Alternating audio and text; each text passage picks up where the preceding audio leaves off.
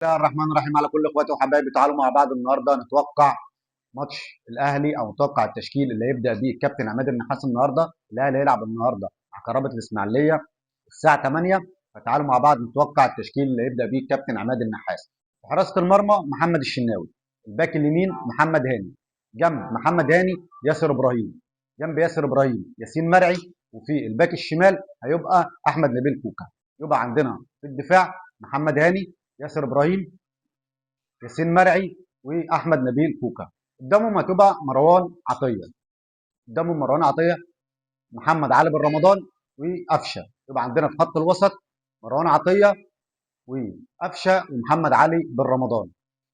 في الهاف اليمين حسين الشحات، الهاف الشمال بن شرقي، وفي مهاجم صريح محمد شريف. تعالوا مع بعض نراجع التشكيله. يبقى عندنا في حراسه المرمى محمد الشناوي، محمد هاني، ياسر ابراهيم، ياسين مرعي، احمد نبيل كوكا.